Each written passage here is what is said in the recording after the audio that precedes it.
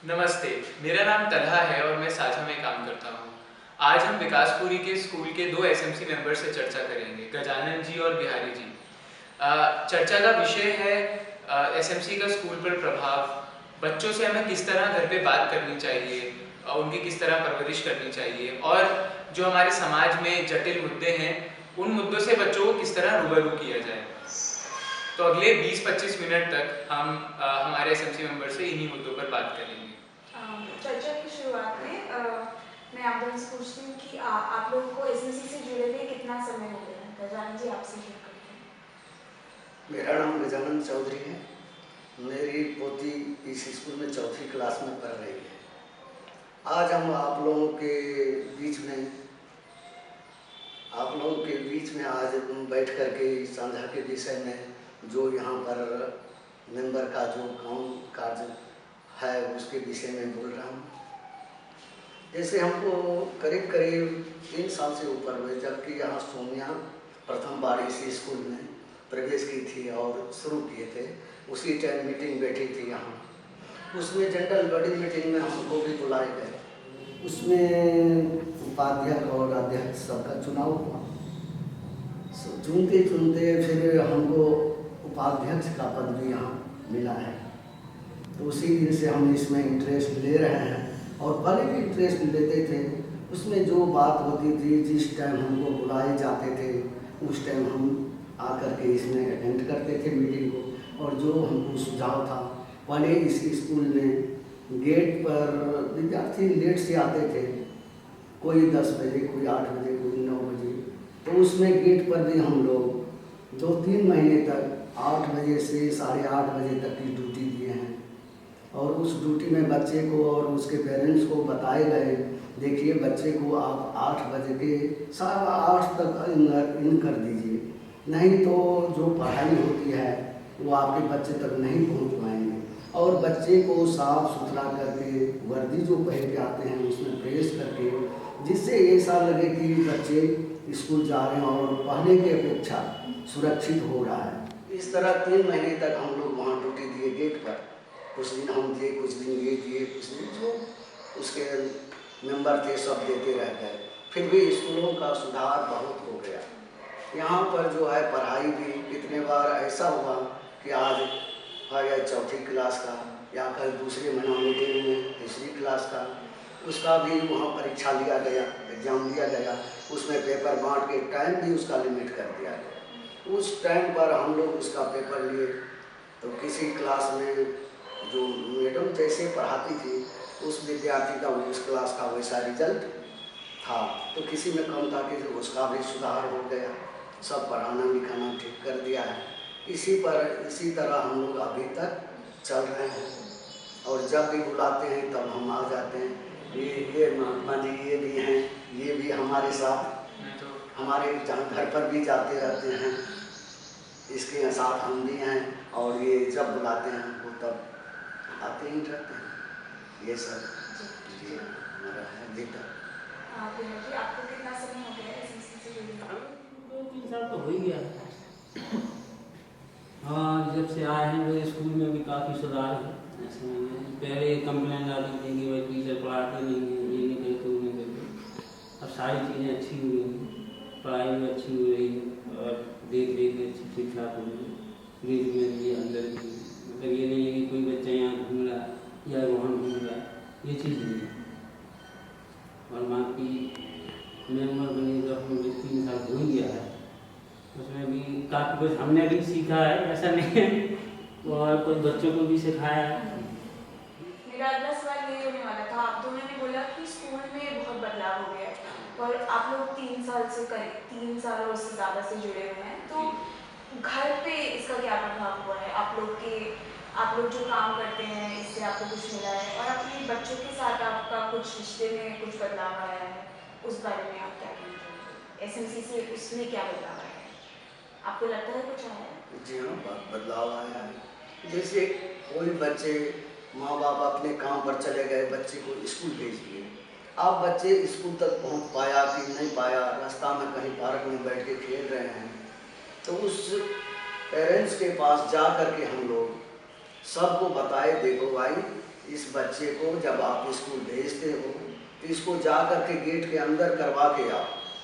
और गेट के अंदर करने से तो ये तो महसूस होगा कि हमारे बच्चे स्कूल में प्रवेश कर गए हैं, और उसका बच्चे का जिम्मेवारी सारे टीचर के ऊपर है, स्कूल के टीचर के ऊपर है। आपका जिम्मेवारी उस टाइम से ख़त्म हो जाते हैं। और यदि आप घर में ही बच्चे को तैयार करके बोलते हो आप स्कूल चला जाना, आप चले जाते हो अपने काम पर, तो वो बच्चे क्या पता कहीं पार्क में बैठ के नाजायज़ काम करता हो, सिगरेट पीता हो, तंबाकू खाता हो, कहीं किसी से लड़ाई झगड़ा करता हो।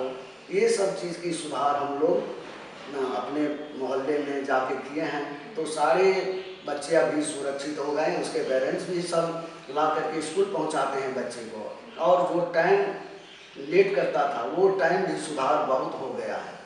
ये सब काम अभी बहुत सही सलामत हो गया है।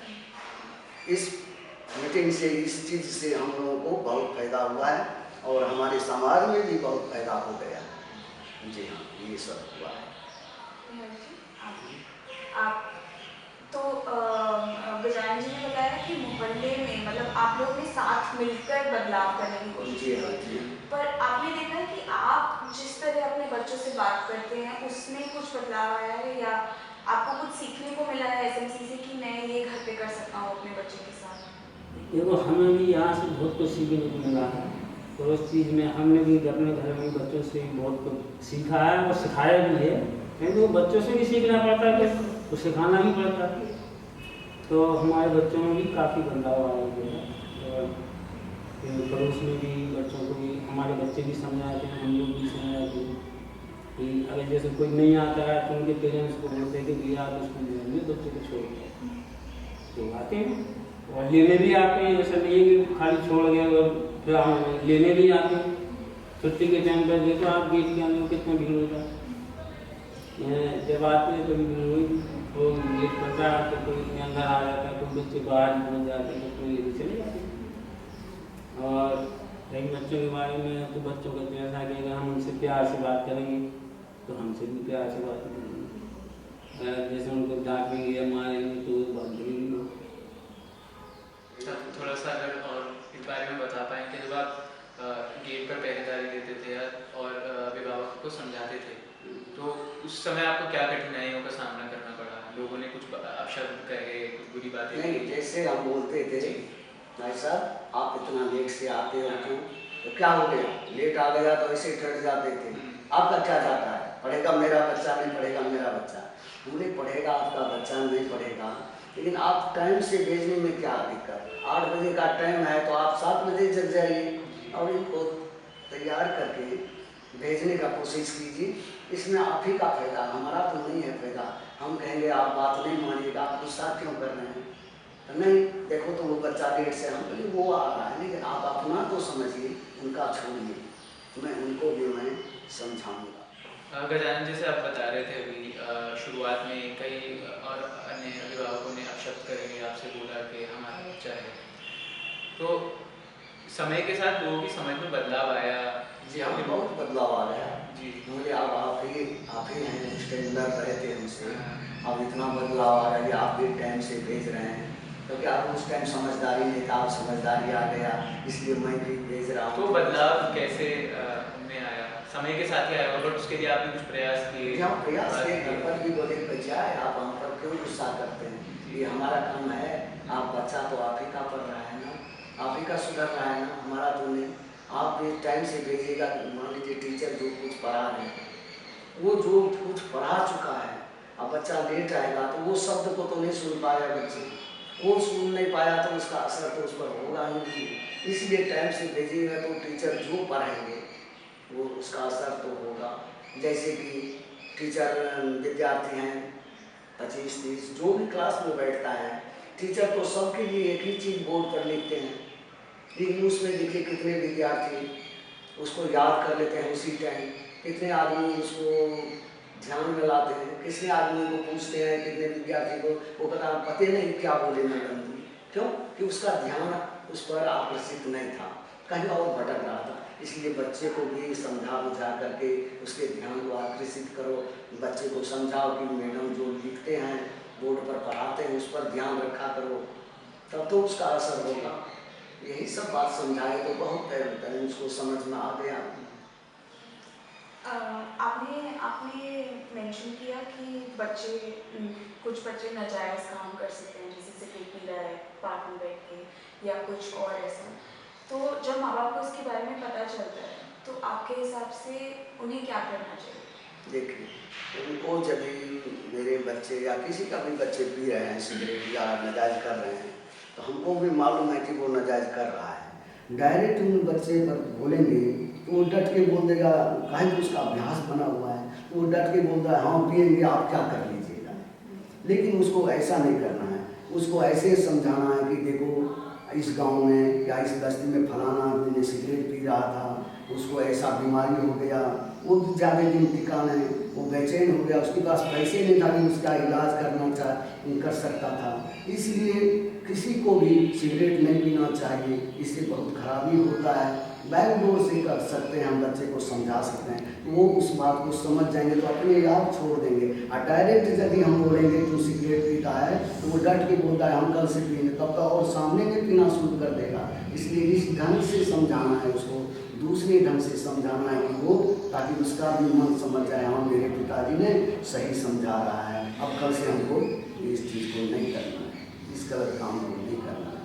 ताकि उस पर उससे करने से मुझे भी आप बता सकते हैं, ये समझदारी में आ जाएगा, तब अपने आप को उससे वंचित हो जाएंगे। जी हाँ, तो ढंग से समझाना चाहिए आपकी। जी हाँ, ढंग से समझाना है कि उनसे बात करनी चाहिए। जी हाँ। तो आपको लगता है कि डांटना मारना जी नहीं, ये गलत है, ये जायज़ नहीं है। डांटना मारना गलत नहीं, उसको प्रेम से समझाइए। तब तो कहा प्रेम में बाणी उपजाए, प्रेम में हाथ लिखाए, राजा प्रजा जे रुचे शीश दे ले जाए। प्रेम से समझाएंगे तो वो भी कहेगा मेरा पिता मेरे लिए ही कर रहे हैं, इसलिए उसके दिमाग में समझदारी आ जाएगी। कि अपनी ज़िंदगी से आपके अभी जहन में कोई उदाहरण ऐसा आ रहा है जहाँ पे आपने से कोई परेशानी का सामना किया हो अपने बच्चों के साथ, और उससे आप कैसे जूझे, उसके बारे में थोड़ा सा अगर आप कंफर्टेबल हो बताने में तो। परेशानी थी शायद ही अभी बीच में ही देखो मैं परेशानी से अपने बच्चे से बड़े वाले से जो 10वीं कर रहा है, बीच में सिगरेट भी पीने लगा था, तो कई चीज़ों ऐसे करने लगा था। तब एक दिन मैंने उससे बोला मैं दुकान रखता हूँ तो घर में सब कुछ होता ही है, तो मैंने कहा बेटी ऐसा है बाहर से क्यों खरीद के पी जाए, जब जो चीज़ घर में हुई है घर से ले जाए आप पी, तो उसने उस चीज़ बंद कर दिया, पीता भी नहीं।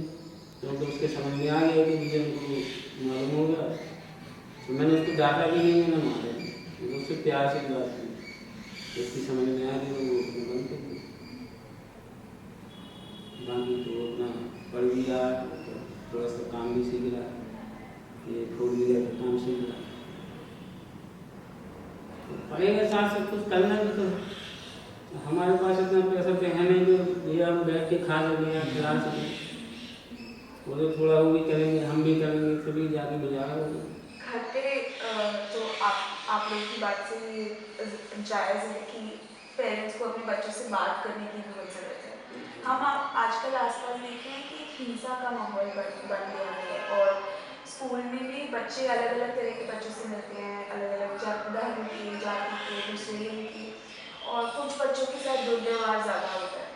तो इस बारे में आपको कैसे लगता है कि हम अपने बच्चों से बातें कर सकते हैं, कि उनको घर पे कैसे बता सकते हैं कि ये सही है या गलत है, क्या करना चाहिए इस मामले में? जैसे कोई बच्चे कहते हैं पापा देखिए हमारे साथ में वो मुसलमान है, ये छोट कौम का आदमी है, ये हमारे साथ बैठता है, वहाँ हमको खाना खाने का इच्छा नहीं होता है, तो हम उनको समझाते हैं देखो कोई कौम अलग नहीं है, सब हम कोई जात पात नहीं है।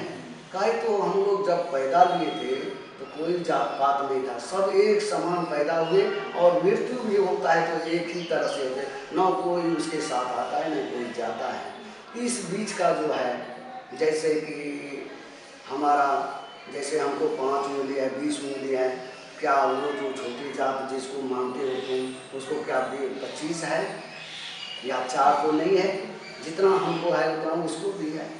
जैसे 2 आँख हमको है नहीं उसको भी 2 आँख है, कान से हम आँख से देखते हैं वो भी आँख से ही देखता है, हमारा खून रेड कलर का है, उसका भी खून रेड का, फिर इसमें बेमनस क्यों करते हो? सब इंसान है, इंसानियत जिसमें है, सब हाथ पैर सबको है, जिसमें इंसानियत है वही इंसान कहलाता है। जिसमें इंसानियत चला गया उसको इंसान वही हैवान बन जाता है। इसलिए सबसे मिलजुल करके रहने में ही ठीक है। कोई दूसरा जात नहीं है, न जात पात है, कोई नहीं है। हम इंसान है, इंसान है। पढ़ाई भी टीचर करते हैं, सबके लिए कर रहे हैं।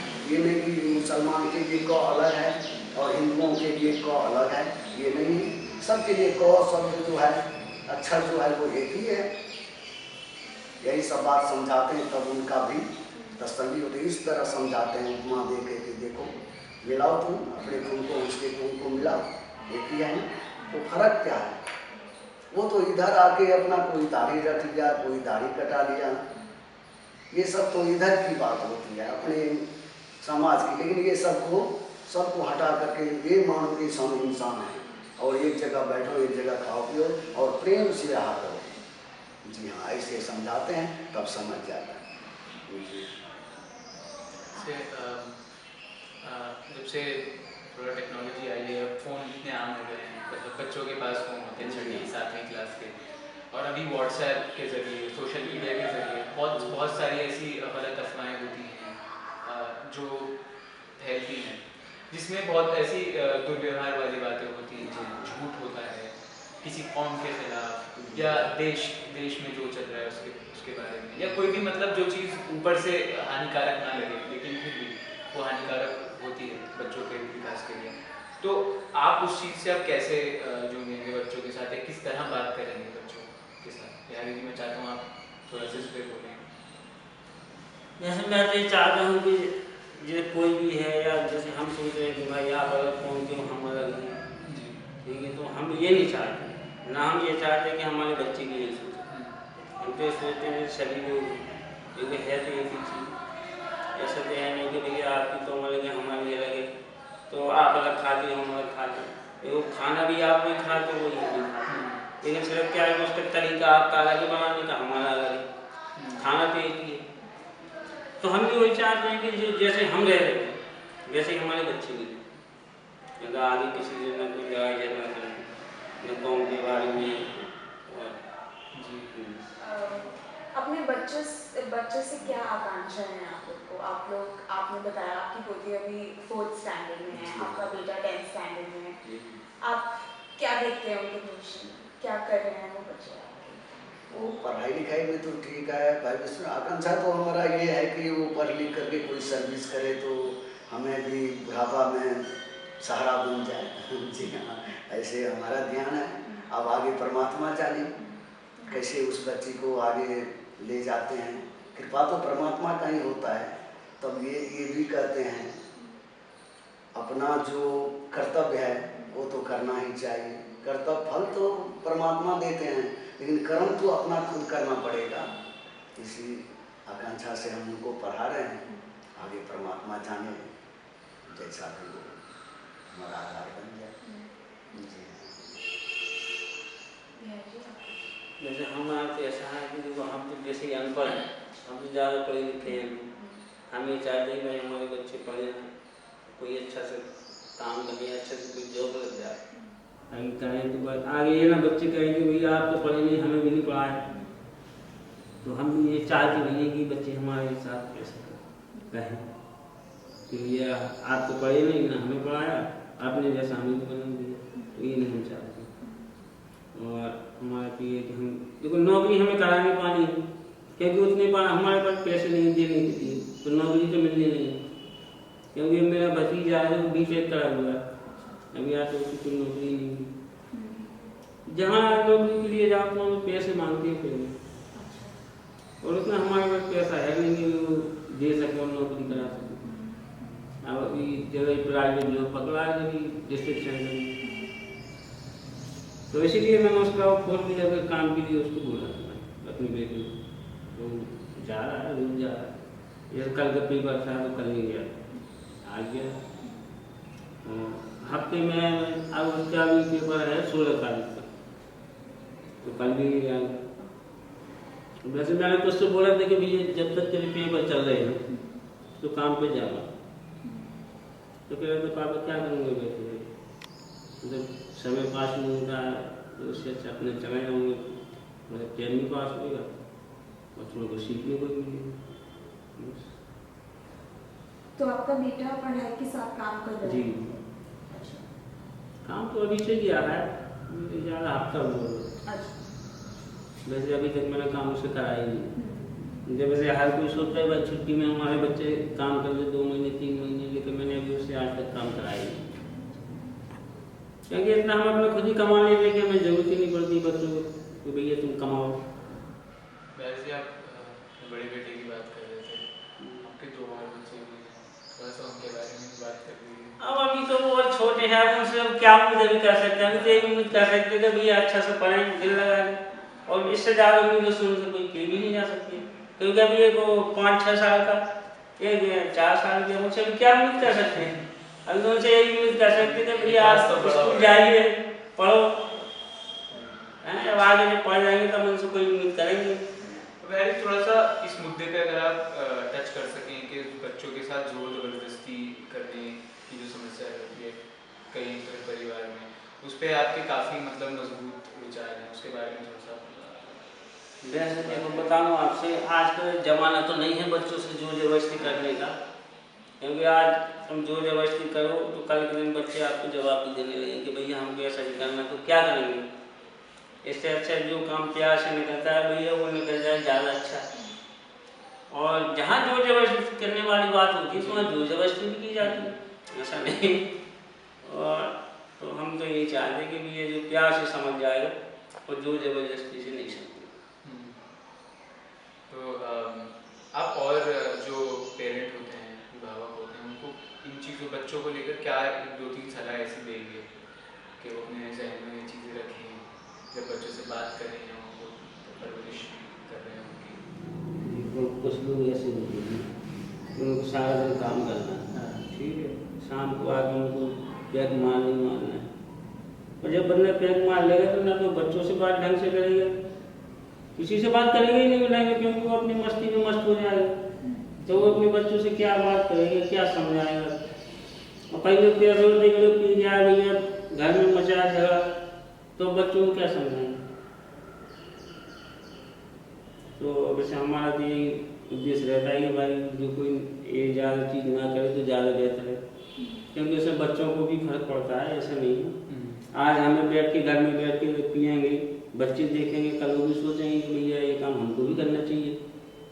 तो हम ये भी नहीं चाहते कि भाई आप घर में बैठ के करो या बाहर करो, जैसे आप ठीक कभी करना है हफ्ता 10 दिन में, तो आप बाहर जाके करो, और इतना करो कि मतलब लड़ाई झगड़ा ना घर में करो।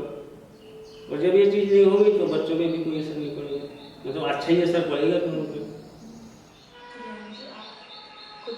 नहीं, जैसे आप बताए थे मोबाइल है, व्हाट्सएप पर आता है तो बच्चे वो सब समाचार देखते रहते हैं, तो अभ्यास बनने के बाद चाहे नाजायज़ काम का अभ्यास हो चाहे सही काम का अभ्यास हो, जिसको जो अभ्यास बन जाता है वो छूटता नहीं है जल्दी।